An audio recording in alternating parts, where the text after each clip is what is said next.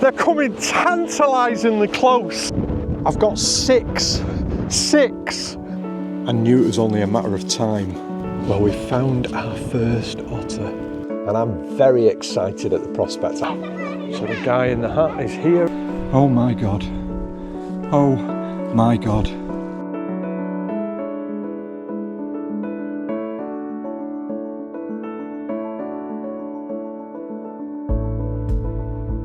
Good morning and welcome back to the channel.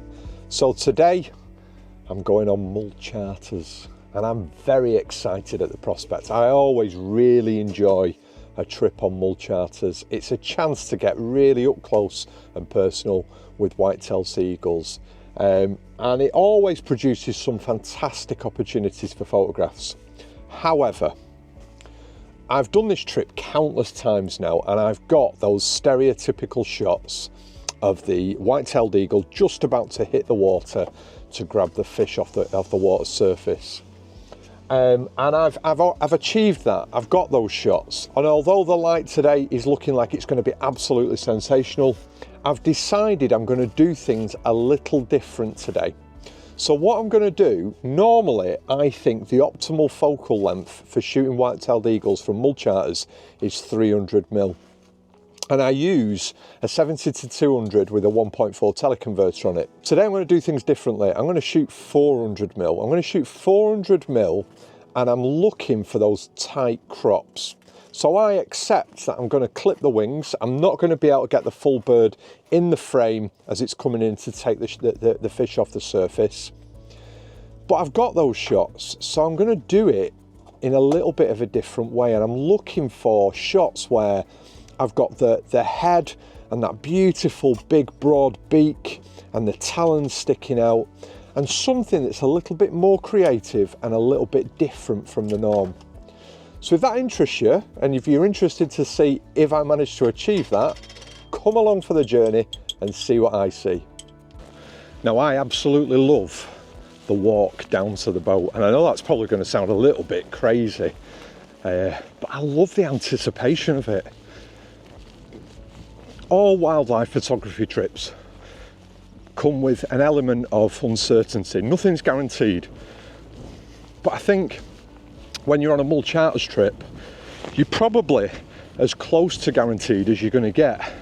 I mean, I've been on this trip where we've pulled out of the harbour, and as we pulled out of the harbour, a whitetail has dived down. There are so many eagles on this island. There is a really good chance you're going to see them, and if you do see them, you're going to see them close. Now, the one thing that I always struggle with when doing this trip is video, because I'm here for photographs. That's what my aim is. My aim is to capture the photographs. So if we get plenty of visits, I might do some video, but primarily it's going to be about the photographs.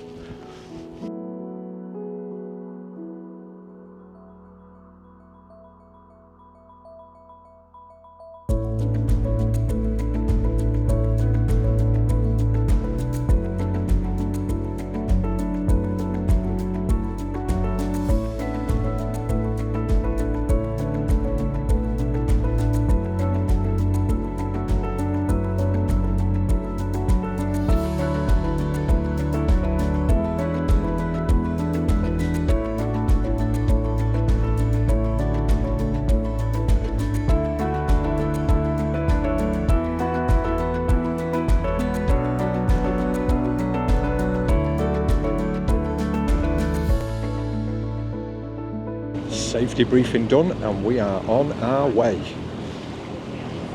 Now, the thing that you have to remember when you're doing Mull Charters is you need to have everything set up and ready to go the minute you leave. You've definitely not got any time to be changing things over, so get your camera set up, get your lens on, get everything ready, make sure your lens hood is off, your lens cap is off, make sure your settings are right. Now, I tend to shoot at around 2,000th of a second, I'll drop it down to about 1,600th of a second if I think there isn't enough light. There's plenty of light today, it's really bright. And then I'm going to just experiment with my aperture. Some of the shots that I'll be shooting wide open at f2.8, and then other shots I'll close the aperture down to about f11 to make sure that I've got that nice depth of field. I've got my ISO set to auto, so I'll let the camera decide the ISO. And then the other thing that I'm going to experiment with today is the metering mode. If I'm in matrix metering mode, I'll underexpose the image ever so slightly just to ensure that I'm not blowing those tail feathers. Obviously, as the name suggests, white-tailed seagull, white tail feathers, brown bird, very easy to blow those tail feathers. So you've got to be really, really cautious of that. So I like to underexpose the image just slightly, perhaps half a stop, and then recover my dark areas in post, but protect those highlights on the feathers of the tail feathers.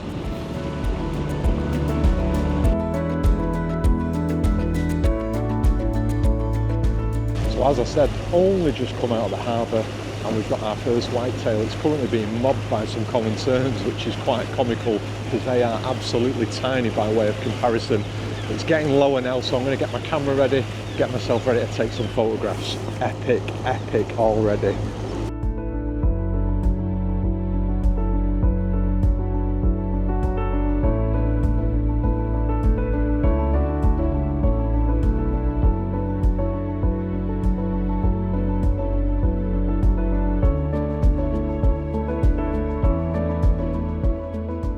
So that's the first eagle bin in already. Just moments after leaving the harbour. Absolutely sensational. And what I would say is that the 400mm was by no means too long a focal length. I've got some nice frame filling shots as the bird was coming in straight away, so really, really nice to see. He was quick though. He didn't hang around at all. There was a lot of gulls and things mobbing him as he was coming in. He literally took the fish and went. He was flying, and then he's flown off that way to go and enjoy his meal. So fingers crossed we get to see some more. So one of the tips I would say when you're coming on Mull Charters is to think about the fact that you are on a boat and there is always spray, even on the nicest of days, and we've got beautiful light today, but there is spray. And so as a result of that, you need to be thinking about protecting your kit.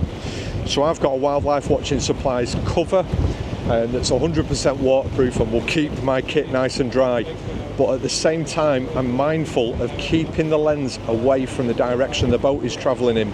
If I turn my lens around, the spray is going to go in through that hood and go onto the lens, and then realistically in this situation you're going to really struggle to clear that lens for your next shoot. So all the time while the boat is moving, you're constantly thinking about protecting that element, that glass element on the front of your lens, and stopping it getting any spray on it whatsoever. So I almost try and keep it pointing to the back of the boat away from where the spray is.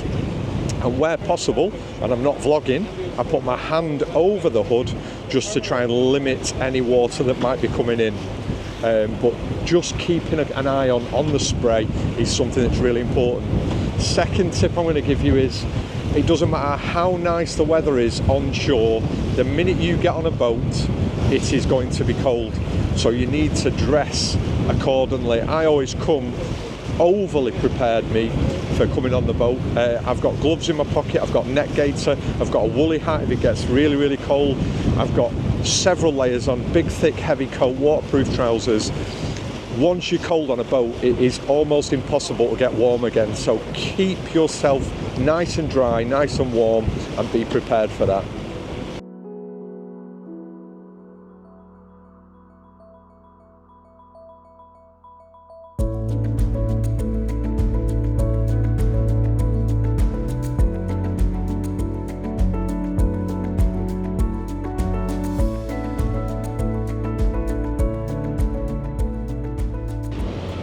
So that's the second bird that's just come in. I believe the same male as that came in originally, but it could possibly have been a different male. Really, really fast diving. Again, 400mm was absolutely perfect for a focal length. It wasn't too close at all. I've increased my shutter speed ever so slightly, so I was shooting at around 2,500. I've gone up to 3,000th of a second now, just to ensure that I've got those wingtips frozen and I've got no movement in it. The the skipper of the boat has just been explaining that the birds have to dive into the wind, and they need the wind in front of them, and so he's trying to position the boat so that the light is in the right position and that the bird's going to dive in the right location for us taking the shots. And that's the thing that's so important, and for me the biggest difference between the eagle watching trip and the photography trip. The eagle watching trip, they're just bringing the birds to the boat, and yeah, they do their best to get you some nice photographs, but that's not their primary aim. The primary aim is to bring people to bring eagles to the boat so that you can see them. The photography trip, they really are thinking about your shots. They're only bringing the birds down one side of the boat. They've only got 6 people on the boat so that you can line up just down one side of the boat, so your view is never obstructed. And it's those little things that make the difference of this trip and that extra cost all the worthwhile. It really does make a huge difference.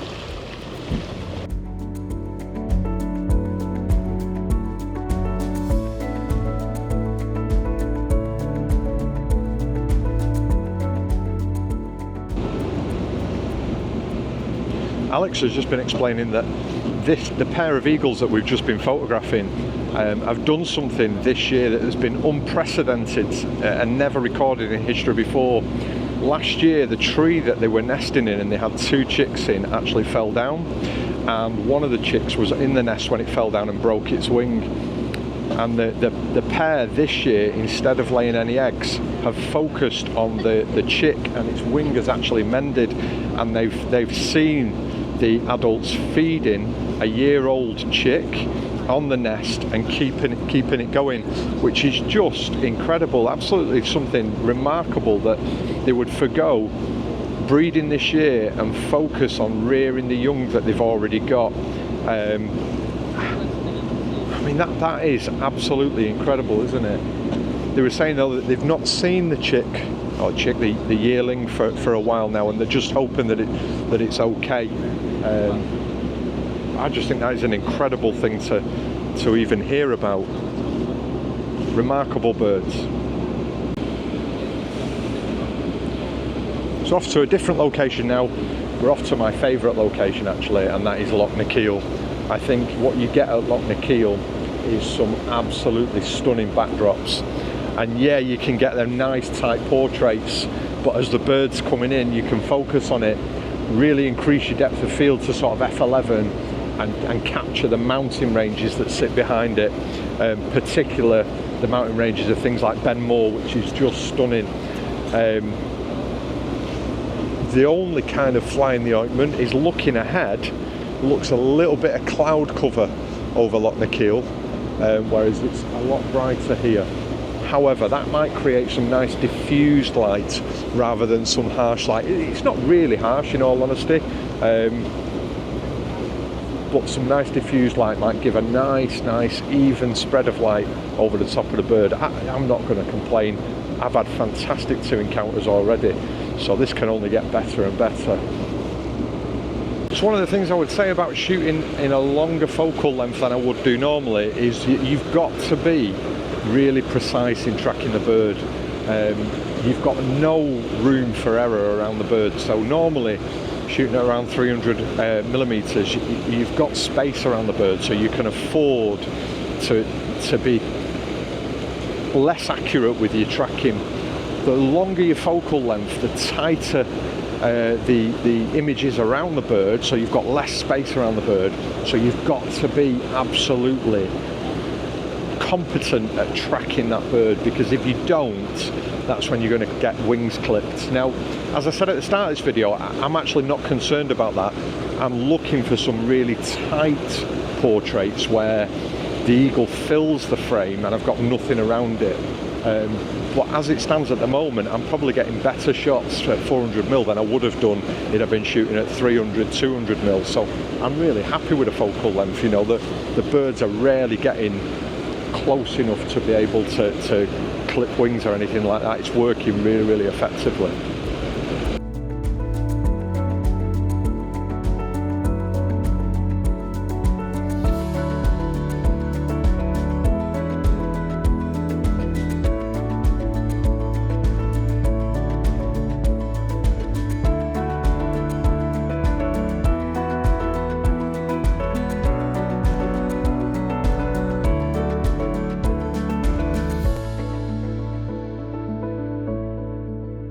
So in typical Mull fashion, as you can probably see over my shoulder, we've gone from beautiful blue skies and sunshine to a huge bank of rain on its way. Alex has just been out and explained that if we need to dash inside when this heavy rain gets here, we're more than welcome to do so. And that goes back to my earlier point, you've got to be ready and prepared when you come on a boat trip in Scotland that the weather can change. You can get all 4 seasons in one day, and you can go from lovely sunshine to cold, wet, windy in an absolute heartbeat. So you've got to get yourself ready for that. It's definitely on its way though, isn't it?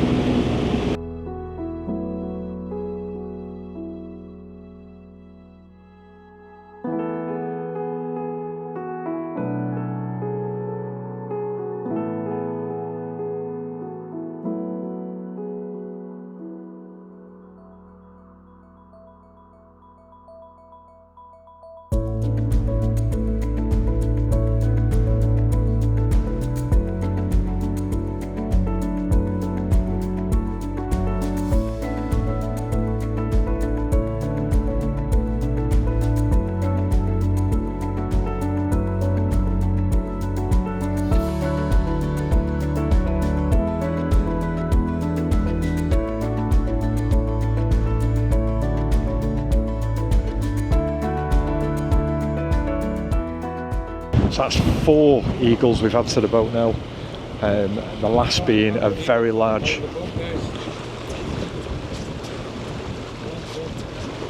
Oh, we've got another one coming in. This will be number 5.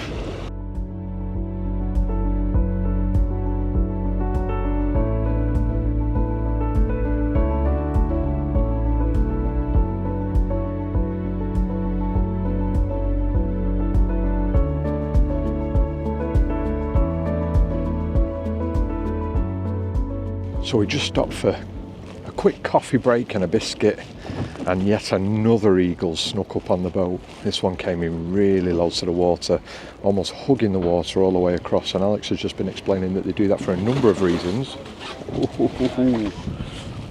One is that obviously by being close to the water they're not drawing any attention to themselves, and that was the male from one side of the loch that's often chased off by the female from the other side of the loch.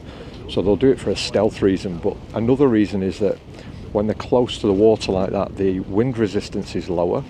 So the wind that they're flying into, because he was flying straight into the wind then, is slightly lower, and that they use their wings to push the air off the surface, so they have to use less. They're actually more efficient flying in that way. But he came in really, really quick, and he came very close to the boat, so some nice tight portraits that I've been looking for.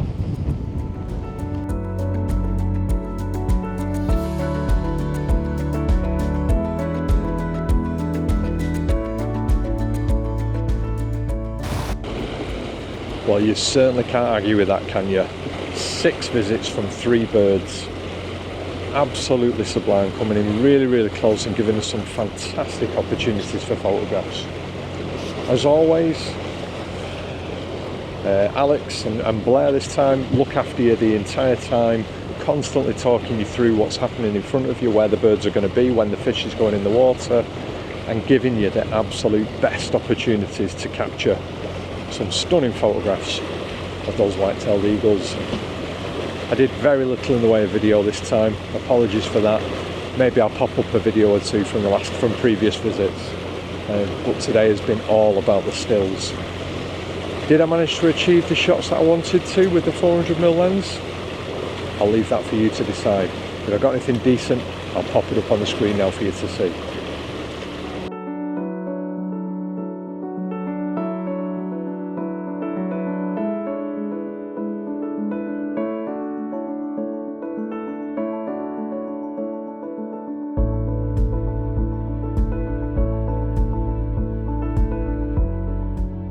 Well, what can I say?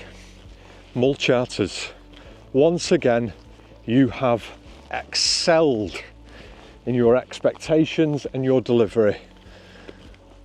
6 dives off 3 birds, some coming incredibly close, some a little bit further off, but all absolutely wonderful.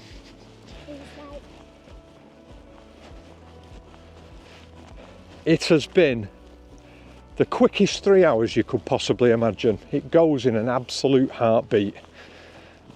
And the encounters that you have with these birds are just unlike anything else. They really are. They're fabulous to get so close to them. What always amazes me, it astounds me to be honest with you, is that a bird with a 3-metre wingspan can sneak up on the boat and it's only within the last sort of 50 metres that you see it coming in. You expect to be able to see these birds from miles and miles away, and yet they're very, very stealthy. Well, if you've enjoyed this video, give it a like. If you've not yet subscribed, we're fast approaching 6,000 subscribers, and by the time this video is released, we may have even hit that 6,000 subscriber mark. We've got a buy me a coffee, link will be at the bottom. All those people who want to show that little bit of extra support, it's always really well received and massively appreciated, so thank you. So from the wonderful Mull Charters and from the wonderful, wonderful white-tailed sea eagles, until next time, ta-ra.